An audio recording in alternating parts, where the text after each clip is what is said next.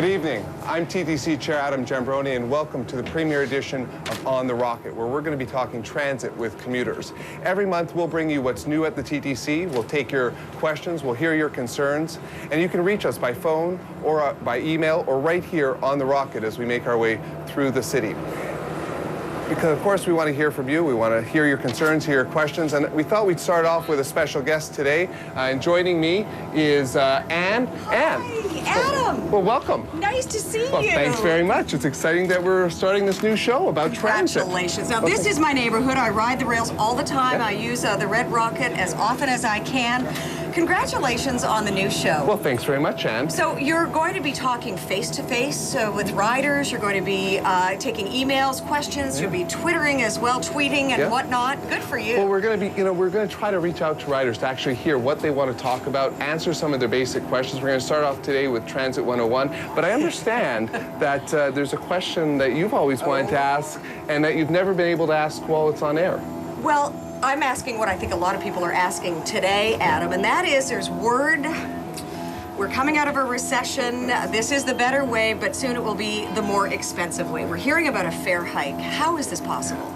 Well, this weekend, we actually had a report from the TTC that was talking a little bit about how they were going to solve the budget problems. And one of the things the staff recommended was a fare increase. And the really scary thing about the fare increase, I guess, was, from my perspective, is that it hit our MetroPass users a lot harder than other people. So the fare increase was recommended to be 25 cents for tickets and cash fares, as well as $17 for the MetroPass users. Now, of course, they're our most loyal and dedicated riders, and I really think that actually, and we'll see what the Commission has to say, but that we need to look at a fare increase that's a little bit lower, especially for our MetroPass users, and that's going to be debated on the 17th. But those two words, fare increase, they don't really sit well with people. Would you consider service cuts, or is that a big no-no for you? Well, and it's funny that you bring that up, because I have Mitch Stambor here, who's from the TTC Service Planning Department, and that's one of the questions I wanted to talk to him about, really explain why you probably wouldn't want to do service cuts, besides the obvious. No one wants cuts to service, but a little bit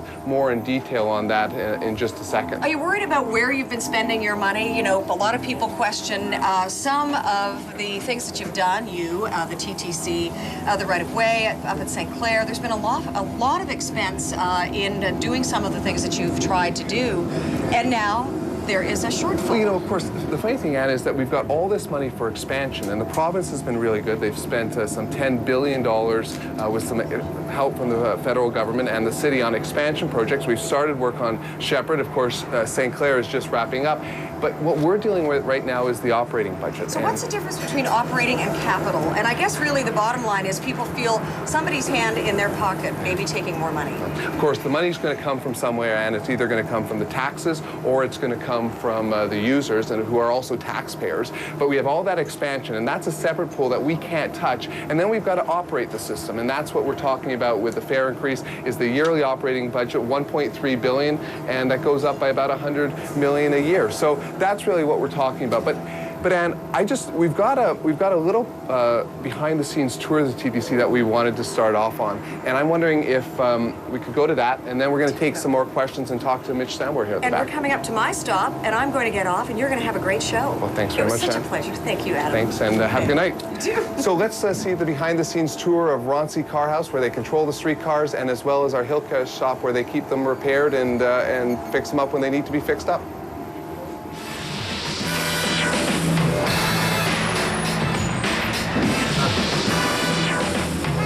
This is one of the TTC's 8 CIS communication centers, and we use it to control all the streetcars on all 11 of our streetcar routes.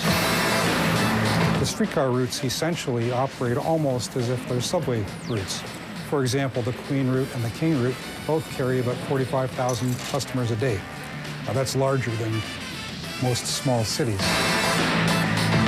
When these supervisors see that a streetcar is late or a gap is occurring, they take intervening measures by adjusting service closer to the end of the line so that on the following trip, there's no gap in service.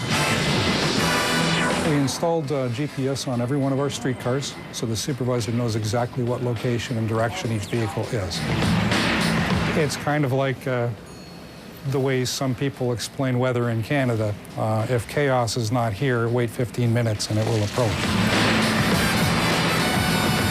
Hi, welcome to Harvey Shop. This shop that you're looking at here is a 500,000 square foot facility that we overhaul all of our streetcar fleets in. Right now, we're on the middle of a midlife overhaul for the CLRV streetcar. The CLRV streetcar comes into Harvey Shop. We do 33 of them every single year. The rear of the vehicle is where some of the brains of the communication equipment is, and some of the new improvements we've made in the GPS locations, the station stop announcing, and in the safety cameras that you see all the way through the vehicle. TTC is actually world-renowned for the quality of our overhaul programs. We are able to actually run streetcar vehicles, which are approximately, at this time, 25 to 30 years old, with full safe service.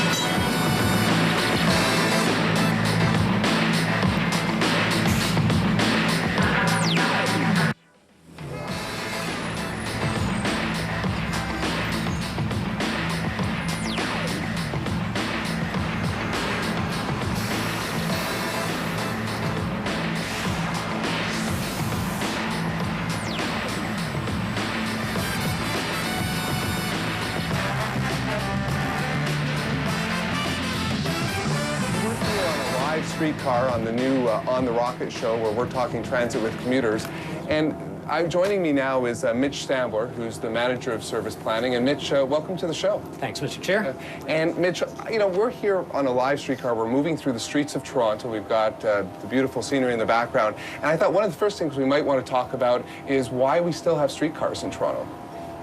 Well, streetcars are an important part of Toronto's heritage, of course, but there are good operational reasons for using streetcars.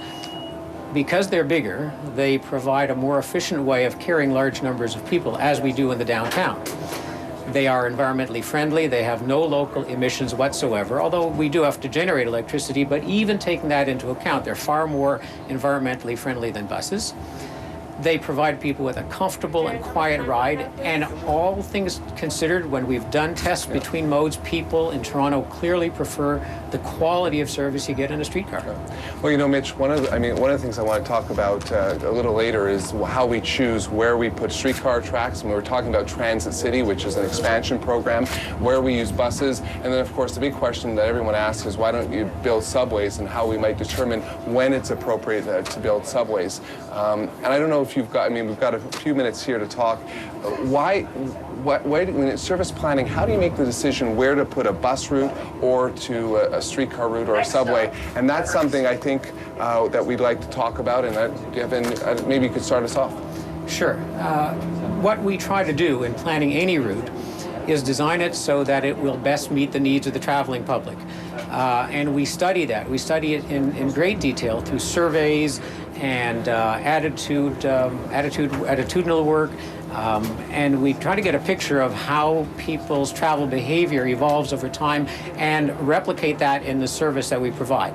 Once we've determined the routing, the corridors that need to be served, we have to determine what the ridership demand will be and what will be the most cost-effective way of doing that. So you go out, you count the number of people who are likely to be on a route, but how do you exactly do that, though? Like, how do you know who's going to want to be on a route or who's going to want to travel on a route, especially if you haven't built the route yet?